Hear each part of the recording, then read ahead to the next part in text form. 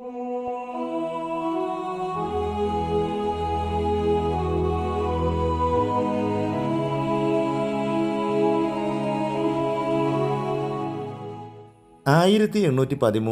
March 19 സ്കോട്ട്ലൻഡിലാണ് David Livingstone ജനിച്ചത്. Neil ലിവിങ്സ്റ്റൻ്റെയും Agnes ലിവിങ്സ്റ്റൻ്റെയും 7 മക്കളിൽ രണ്ടാമനായിരുന്നു David Livingstone. ജീവിത പ്രാരാബ്ധങ്ങളുടെ ഒരു ബാല്യകാലമായിരുന്നു ഡേവിഡിന് ലഭിച്ചത്. തൻ്റെ 10ാമത്തെ വയസ്സിൽ സഹോദരൻ ജോണിനൊപ്പം ഒരു കോട്ടൺ മില്ലിൽ ജോലിക്ക് ചേർന്ന ആ പൈതൽ ദിവസേന 14 മണിക്കൂറിലധികം ജോലി ചെയ്യേണ്ടതായി വന്നു. അവരുടെ പിതാവായ നീൽ ലിവിങ്സ്റ്റൺ ഒരു സഞ്ചാര സുവിശേഷകനും സൺഡേ സ്കൂൾ അധ്യാപകനുമായിരുന്നു. ഭവനങ്ങൾ തോറും കയറിയിറങ്ങി ലഘുലേഖകൾ വിതരണം ചെയ്യുന്ന ഒരു ദൈവഭക്തനായിരുന്നു അദ്ദേഹം. ധാരാളം ക്രിസ്തീയ പുസ്തകങ്ങൾ വായിക്കുന്ന അദ്ദേഹത്തിൻ്റെ ശീലം ഡേവിഡ് ലിവിങ്സ്റ്റണ് വലിയ പ്രചോദനമായി തീർന്നു.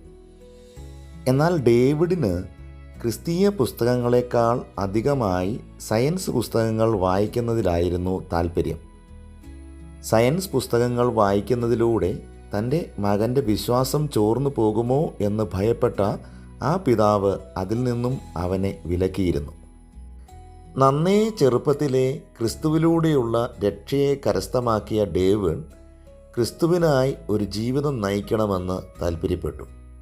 കോട്ടൺ മില്ലിൽ ജോലി ചെയ്തുകൊണ്ടിരിക്കുമ്പോൾ തന്നെ അതേ കോട്ടൺ മില്ലിൽ ജോലി ചെയ്തുകൊണ്ടിരുന്ന മറ്റ് കുഞ്ഞുങ്ങളുമായി ചേർന്ന് ഒരു വില്ലേജ് സ്കൂളിൽ അദ്ദേഹം പ്രാഥമിക വിദ്യാഭ്യാസം നടത്തി. 21 വയസ്സായപ്പോൾ തൻ്റെ പിതാവിൽ നിന്ന് ലഭിച്ച ഒരു ലഘുലേഖയിലൂടെ ചൈനയിലേക്ക് മിഷണറിമാരായി പോകുന്ന ആളുകളെക്കുറിച്ച് അദ്ദേഹം കേട്ടു. മെഡിക്കൽ ഡോക്ടർമാരായ മിഷണറിമാർക്ക് ചൈനയിൽ പ്രവർത്തിക്കുവാൻ കൂടുതൽ അവസരമുള്ളതിനാൽ മെഡിസിൻ പഠനത്തിന് പോകുവാൻ അദ്ദേഹം തീരുമാനിച്ചു. അങ്ങനെ 1836 ആൻഡേഴ്സൺ യൂണിവേഴ്സിറ്റിയിൽ അദ്ദേഹം മെഡിക്കൽ പഠനത്തിന് ചേർന്നു. കൂടെ ജോലി ചെയ്ത ആളുകളുടെയും മറ്റ് പ്രിയപ്പെട്ടവരുടെയും സഹായത്തോടെ ആയിരുന്നു അത്. ആ സമയങ്ങളിൽ ഭാഗികമായി ദൈവശാസ്ത്ര പഠനത്തിനും അദ്ദേഹത്തിന് അവസരം ലഭിച്ചു.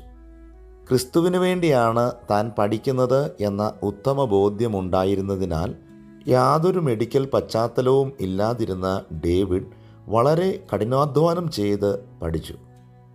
ആ സമയത്താണ് അദ്ദേഹം ലണ്ടൻ മിഷണറി സൊസൈറ്റിയിൽ ഒരു പ്രവർത്തകനായി ചേരുവാനായി ആപ്ലിക്കേഷൻ നൽകിയത്.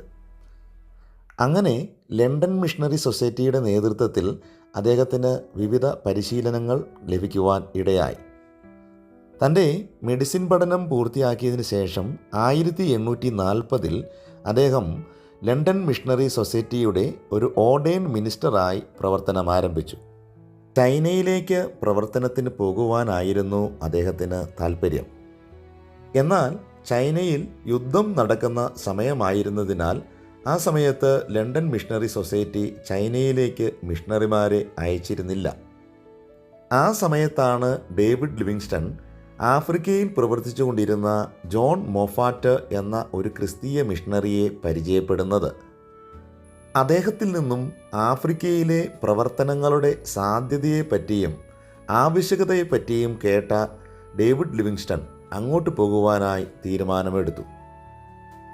അങ്ങനെ 1840 നവംബർ മാസം സൗത്ത് ആഫ്രിക്കയിലേക്ക് പോകുവാനായി അദ്ദേഹം ലണ്ടനിൽ നിന്ന് 2 മിഷണറിമാരോടൊപ്പം യാത്ര തിരിച്ചു. 1841 മാർച്ചിൽ അവർ സൗത്ത് ആഫ്രിക്കയിൽ എത്തിച്ചേർന്നു. സഹമിഷണറിമാരുടെ സഹായത്തോടുകൂടി ആഫ്രിക്കയിൽ വിവിധ സ്ഥലങ്ങളിൽ യാത്ര ചെയ്ത് ഡേവിഡ് ലിവിങ്സ്റ്റൺ സുവിശേഷ പ്രവർത്തനങ്ങൾ നടത്തി. 1844 ജോൺ മൊഫാറ്റ് ആഫ്രിക്കയിൽ മടങ്ങിയെത്തിയ ശേഷം ഡേവിഡ് ലിവിങ്സ്റ്റൺ ഒരു കാളവണ്ടിയിൽ ദീർഘനാളുകൾ സഞ്ചരിച്ച് കുറുമാൻ എന്ന സ്ഥലത്ത് എത്തി. മിഷണറി തൽപരയായിരുന്ന ജോൺ മൊഫാറ്റിൻ്റെ മകൾ മേരി മൊഫാറ്റിനെ 1845 ഡേവിഡ് ലിവിങ്സ്റ്റൺ വിവാഹം കഴിച്ചു. തുടർന്നുള്ള കാലഘട്ടങ്ങളിൽ പല സുവിശേഷ പ്രവർത്തനങ്ങൾ ആഫ്രിക്കയുടെ മണ്ണിൽ ചെയ്യുവാനും ഭൂമിശാസ്ത്രപരമായ പല കണ്ടുപിടുത്തങ്ങൾ നടത്തുവാനും ഡേവിഡ് ലിവിങ്സ്റ്റണ് കഴിഞ്ഞു.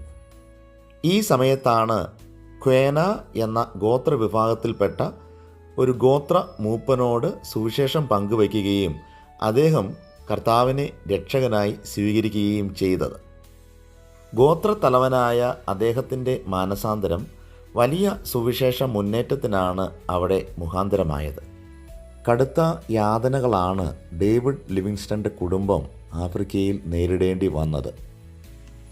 ഡേവിഡ് ലിവിങ്സ്റ്റണും മേരി മൊഫാറ്റിനും 6 കുഞ്ഞുങ്ങളെ ദൈവം നൽകി അനുഗ്രഹിച്ചു. 1862 മലേറിയ ബാധയെ തുടർന്ന് മേരി മൊഫാറ്റ് കർത്തൃസന്നിധിയിൽ ചേർക്കപ്പെട്ടു. കടുത്ത പ്രതിസന്ധിയുടെ മധ്യത്തിലും കർത്താവിന് വേണ്ടി ആഫ്രിക്കയിൽ ജീവിച്ച ഒരു മഹൽ വ്യക്തിയായിട്ടാണ് ഡേവിഡ് ലിവിങ്സ്റ്റൺ അറിയപ്പെടുന്നത്. ആഫ്രിക്കയുടെ മണ്ണിൽ സുവിശേഷവുമായി കടന്നു ചെന്ന ഏറ്റവും മഹാനായ മിഷണറിയായി അദ്ദേഹം സ്മരിക്കപ്പെടുന്നു. മാരക രോഗങ്ങളുടെയും പകർച്ചവ്യാധികളുടെയും വന്യമൃഗങ്ങളുടെ അക്രമങ്ങളുടെയും ആ കാലഘട്ടത്തിൽ ഒരല്പം പോലും പിന്മാറാതെ ക്രിസ്തുവിന് വേണ്ടി ആ മണ്ണിൽ നിലനിൽക്കുവാൻ അദ്ദേഹത്തിന് കഴിഞ്ഞു. 1873 മെയ് മാസം 1-ാം തീയതി മലേറിയ ബാധിച്ച് ആന്തരിക രക്തസ്രവത്തെ തുടർന്ന് അദ്ദേഹം ആഫ്രിക്കയുടെ മണ്ണിൽ മരിച്ചു വീഴുമ്പോൾ 60 വയസ്സായിരുന്നു പ്രായം. അദ്ദേഹത്തിൻ്റെ ഭൗതിക ശരീരം ഇംഗ്ലണ്ടിലേക്ക് കൊണ്ടുവരികയും രാജാക്കന്മാരെയും മഹാന്മാരായ കവികളെയും ഒക്കെ അടക്കം ചെയ്യുന്ന വെസ്റ്റ് മിനിസ്റ്റർ ആബയിൽ സംസ്കരിക്കുകയും ചെയ്തു. തൻ്റെ ലക്ഷ്യം പൂർത്തീകരിക്കുന്നത് വരെ ആഫ്രിക്കയുടെ മണ്ണിൽ നിന്ന് പിന്മാറുകയില്ല എന്ന് തീരുമാനമെടുത്ത മിഷണറി വീരനായ ഡേവിഡ് ലിവിങ്സ്റ്റൻ്റെ ജീവിതം നമുക്കെല്ലാവർക്കും എത്ര വലിയ പ്രചോദനമാണ് നൽകിത്തരുന്നത്.